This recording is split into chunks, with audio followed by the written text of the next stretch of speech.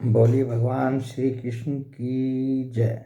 गुरु नारायण भगवान की जय। आज से हम श्रीमद् भागवत महापुराण के अष्टम स्कंद में जो स्तुतियाँ आई हैं उनका पाठ करेंगे। तो सबसे पहले जो है हम पहले अध्याय में मनु जी ने एक स्तुति की थी, छोटी सी स्तुति है, तो इसका पाठ करेंगे। तो इसकी प्रस्तावना जो है वो पढ़ेंगे पहले।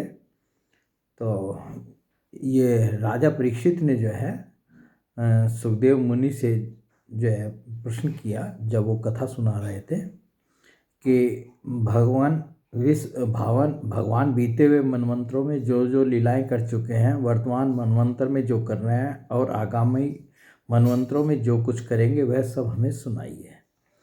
तो सुखदेव जी ने जो उत्तर दिया उसके अंत में जो है क्योंकि हमें सिर्फ ये स्तुति पढ़नी है उससे संबंधित बतला रहा है। अब भगवान यज्ञ पुरुष ने आकृति के गर्भ से अवतार लेकर जो कुछ किया उसका वर्णन करता हूँ। परीक्षित, भगवान स्वयंभू मनु ने समस्त कामना और भोगों से विरक्त होकर राज्य छोड़ दिया। वे अपनी पत्नी शत्रुपा के साथ तपस्या करने के लिए वन में चले गए। परीक्षित, उन्होंने सुनंदा नदी के किनारे पृथ्वी पर एक पैर से खड़े रहकर 100 वर्ष तक घोर तपस्या की। तपस्या करते समय वे प्रतिदिन इस प्रकार भगवान की स्तुति करते थे। ये जो स्तुति मनु जी करते थे, अब हम वो पढ़ रहे हैं। मनु जी कहा करते थे, जिनकी चेतना के स्पर्श मात्र से यह विश्व चेतन हो जाता है, किंतु यह विश्व जिन्हें चेतना का दान नहीं कर सकता, जो इसके सो जाने पर प्रलय में भी जागते रहते हैं, जिनको यह नहीं जान सकता, परंतु जो इसे जानते हैं वही परमात्मा है। क्या कहते थे मनु जी? जिनकी चेतना के स्पर्श मात्र से यह विश्व चेतन हो जाता है। इस जो विश्व में जो चेतना आती है वो उनके स्पर्श मात्र से आती है, किंतु यह विश्व जिन्हें चेतना का दान नहीं कर सकता, जो इसके सो जाने पर प्रलय में भी जागते रहते हैं। जब प्रलय हो जाता है तब भी जो जागते रहते हैं, जिनको यह नहीं जान सकता, जिनको यह विश्व नहीं जान सकता, परंतु जो इसे जानते हैं वही परमात्मा है। यह संपूर्ण विश्व और इस विश्व में रहने वाले समस्त चर अचर प्राणी सब उन परमात्मा से ही ओतप्रोत हैं। इसलिए संसार के किसी भी पदार्थ में मोह न करके उसका त्याग करते हुए ही जीवन निर्वाह मात्र के लिए उपभोग करना चाहिए। तृष्णा का सर्वथा त्याग कर देना चाहिए। भला ये संसार की संपत्तियाँ किसकी हैं? भगवान सबके साक्षी हैं। उन्हें बुद्धि वृत्तियाँ या नेत्र आदि इंद्रियाँ नहीं देख सकती, परंतु उनकी ज्ञान शक्ति अखंड है। समस्त प्राणियों के हृदय में रहने वाले उन्हीं स्वयं प्रकाश असंग परमात्मा की शरण ग्रहण करो, जिनका न आदि है न अंत, फिर मध्य तो होगा ही कहाँ से, जिनका न कोई अपना है और न पराया, और न बाहर है न भीतर। वे विश्व के आदि अंत मध्य अपने पराये बाहर और भीतर सब कुछ हैं। उन्हीं की सत्ता से विश्व की सत्ता है। वही अनंत वास्तविक सत्य पर ब्रह्म है। वही परमात्मा विश्वरूप हैं। उनके अनंत नाम हैं। वे सर्व शक्तिमान, सत्य, स्वयं प्रकाश, अजन्मा और पुराण पुरुष हैं।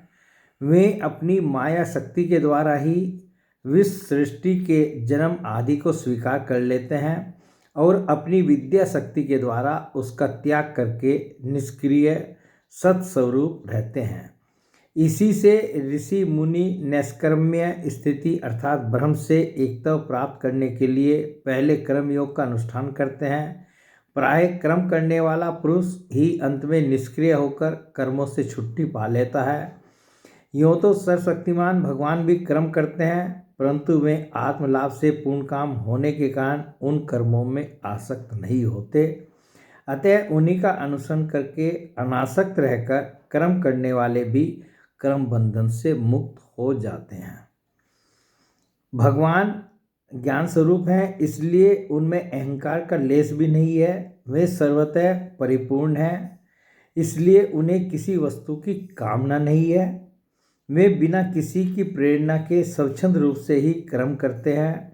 वे अपनी ही बनाई हुई मर्यादा में स्थित रहकर अपने कर्मों के द्वारा मनुष्यों को शिक्षा देते हैं।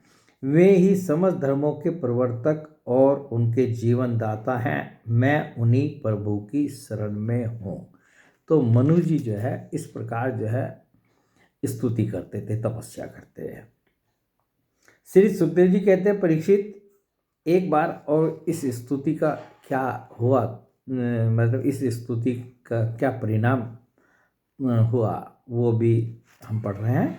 श्री सुखदेव जी कहते हैं, परीक्षित एक बार स्वयंभु मनु एकाग्र चित्त से इस मंत्र में उपनिषद स्वरूप श्रुति का पाठ कर रहे थे।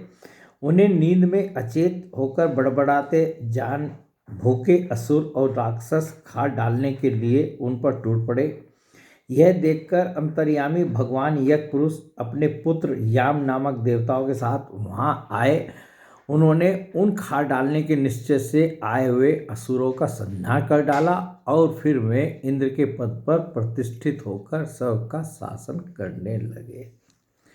तो ये अध्याय 1 में आई हुई स्तुति को हमने पढ़ा सुना। बोलिए भगवान श्री कृष्ण की जय, गुरु नानक भगवान की जय।